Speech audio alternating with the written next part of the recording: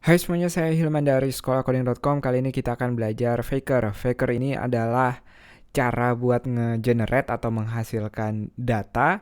Karena biasanya kita pas bikin proyek, kita harus ngasih beberapa data palsu atau data-data contoh biar kita bisa mastiin kalau proyek kita benar-benar jalan dengan database. Apalagi kalau kita butuh banyak data, bayangin kalau kita nggak mau, kita sangat berhati-hati nggak mau pakai data-data asli, jangan sampai kita ngirim email beneran.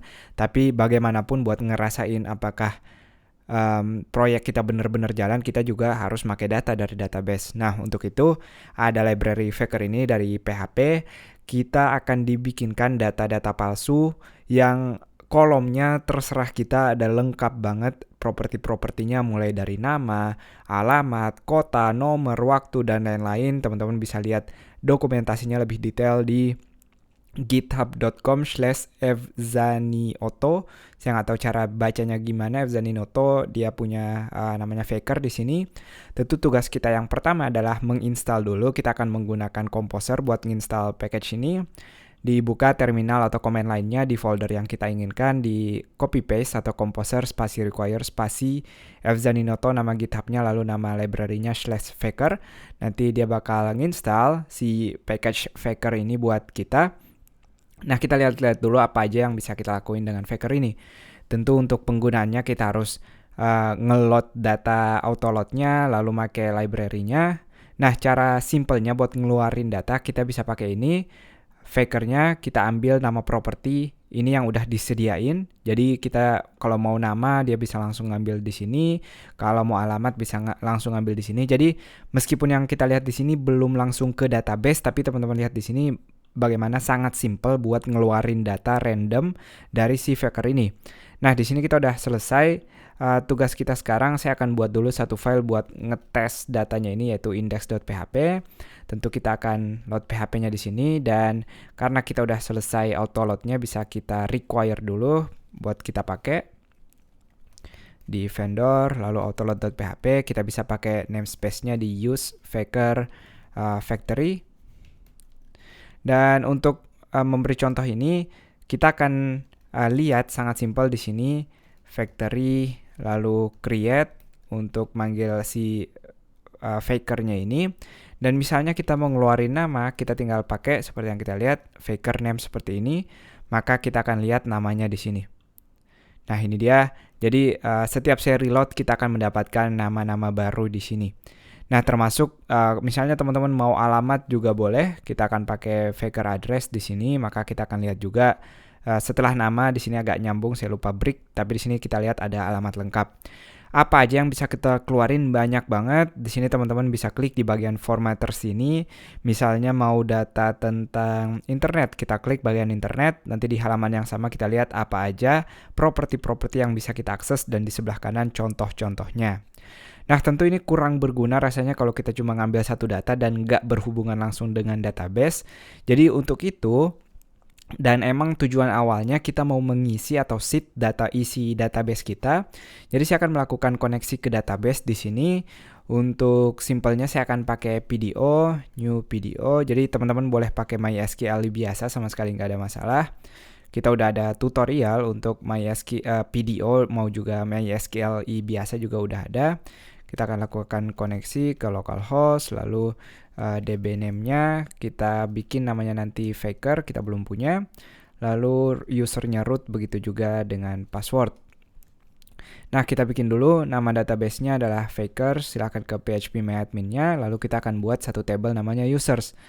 Users, kita akan punya ID seperti biasa, akan ada username, lalu kita punya password misalnya, dan biar unik sedikit saya ganti aja jadi alamat, dan juga email misalnya. Jadi kita bisa lihat perbedaan masing-masing.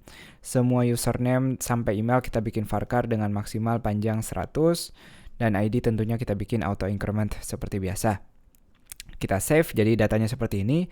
Jadi bayangin kalau teman-teman mau ngetes aplikasi dengan database ini, biasanya kita harus ngisi satu-satu, termasuk kalau kita nggak bisa bandingin ketika data kita cuma 10, tapi pada real life-nya nanti atau pas kita publish, kita udah punya 10.000 data user misalnya. Tentu akan berpengaruh ke kecepatan, jadi lebih baik kalau kita tahu dari awal dan kita kasih contoh dari awal.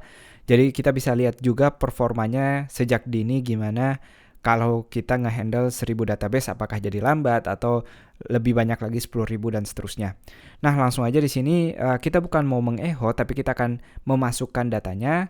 Untuk itu dengan sistem video ini kita akan ambil query-nya, insert into users. Kita punya username tadi, lalu ada city dan juga email kalau nggak salah. Dan values-nya kita isi dengan prepare tanda tanya, artinya kita nggak ngisi langsung. Dan semuanya harus di dalam buka tutup kurung tentunya. Dan statement-nya ini kita prepare di PDO koneksinya. Dan metodenya prepare tentunya kita masukkan atau kita jadikan parameter si SQL-nya ini. Nah, biasanya kita pakai fungsi statement-nya ini untuk bind value, di mana kita urutannya ada 1, 2, 3, berarti 1 untuk username, lalu yang kedua untuk city, dan yang ketiga untuk email. Saya kasih nomornya. Nah, sekarang tentu kalau kita mau lebih dari 1 datanya, kalau cuma mau 1, kita bisa langsung pakai seperti sebelumnya, yaitu faker, username, begitu juga dengan city atau email di sini. Nah, tapi gimana misalnya kita mau bikin dia otomatis lebih dari 1, tentu kita harus pakai for loop. Tapi kita pastiin dulu kalau saya cuma ngejalanin 1 di sini. Kita reload halamannya, kalau kosong atau nggak ada error, saya klik browse. Sekarang di database kita udah punya 1 data di sini. Nah, ini contoh penggunaannya, tapi seperti sebelumnya yang udah saya sindir, kita mau data kita lebih dari 1 atau langsung banyak, maka kita bisa pakai for biasa di sini. Kita increment si i-nya. I misalnya kita mau data lebih dari 30 atau datanya ada 30, kita i++. Dan semua bind value dan execute-nya kita taruh di dalam for loop ini. Jadi nanti biasanya teman-teman bikin kelas sendiri untuk ini, bikin fungsi sendiri, nanti bikin bagian ininya dinamis, jadi kita bisa dengan fleksibel manggil fungsi ini tanpa harus menulisnya berkali-kali. Nah, langsung aja contohnya saya bikin yang lebih aneh lagi, misalnya save email. Ini biasanya email-email yang palsu, jadi kita nggak usah khawatir bakal ngirim emailnya beneran. Dan satu hal yang unik lagi, teman-teman bisa bikin faker ini sesuai dengan lokasinya. Nah, maksudnya apa? Jadi misalnya kita kasih tahu kalau ini buat Indonesia. Nanti nama-nama yang dipakai bukan lagi nama-nama bule seperti ini, tapi nama-nama Indonesia. Kita bisa buktiin dengan masukin parameternya pada saat create factory-nya ID, lalu underscore ID besar.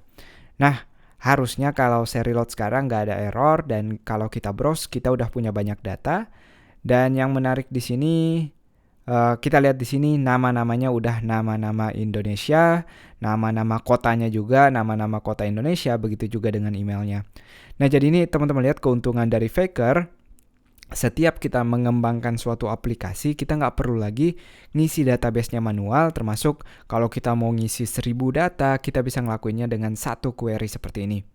Itu dia, silahkan teman-teman explore lagi tentang faker ini, apa aja yang bisa dilakuin. Semoga jelas, sampai jumpa di bagian-bagian lainnya.